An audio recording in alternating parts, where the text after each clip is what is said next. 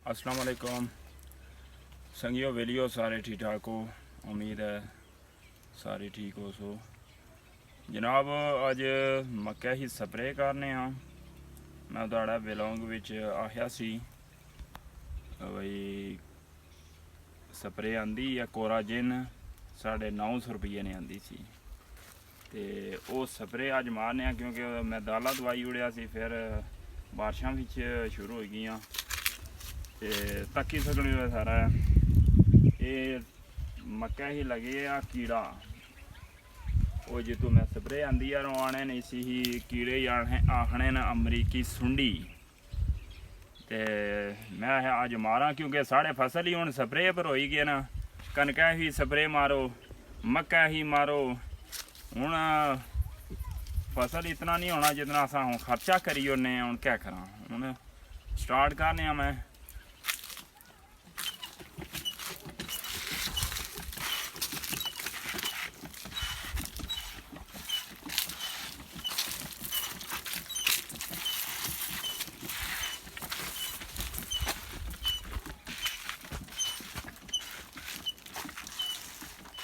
आप देख सकते हैं कि कितने अच्छे वैन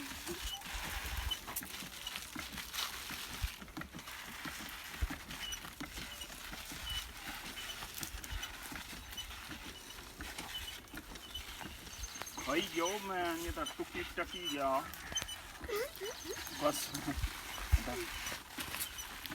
इसने विच जाती तो मरती तो है उसकी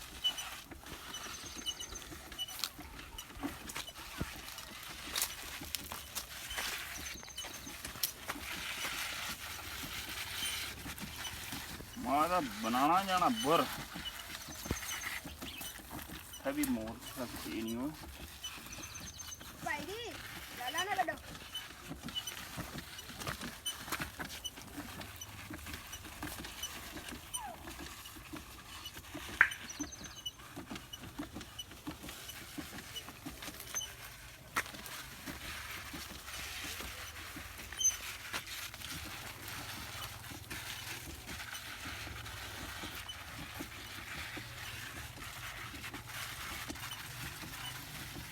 ये सरकार बहुत तबाही कड़ी उड़ी है।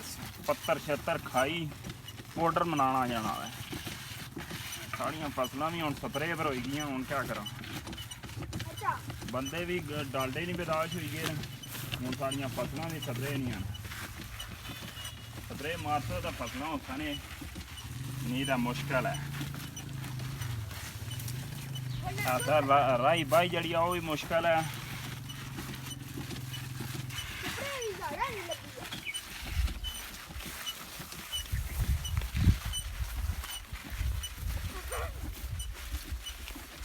जड़ भी पैना पिया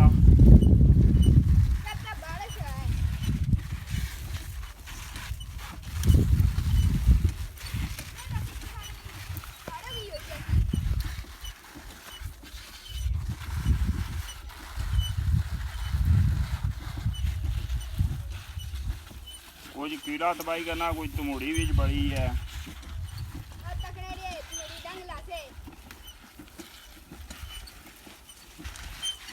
करियो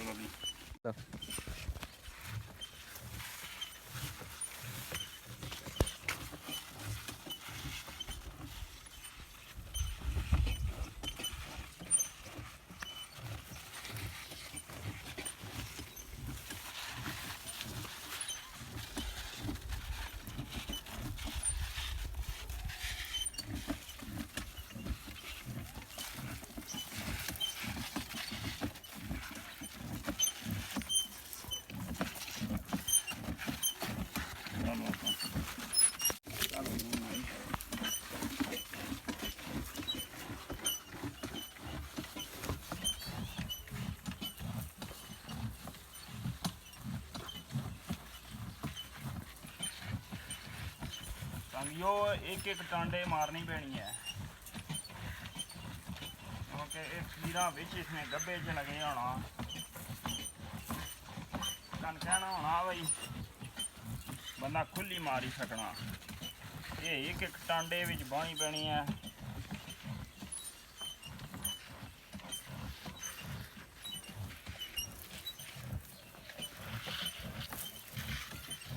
बुहारा भी कुछ सड़ गया नहीं सी, फिर मैं गुजारा करने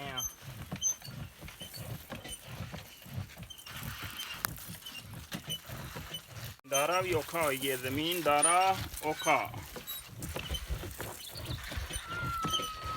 क्या करिए दूं तरफों जड़ाना मुल्लें भी चीज़ हार मुल्लें चीज़ नहीं किन्नी मिलनी, जिम्मेदारा का करना ही पैना।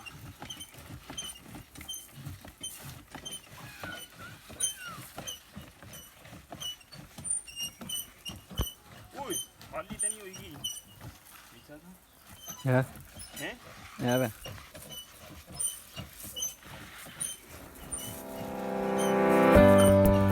थोड़ी है।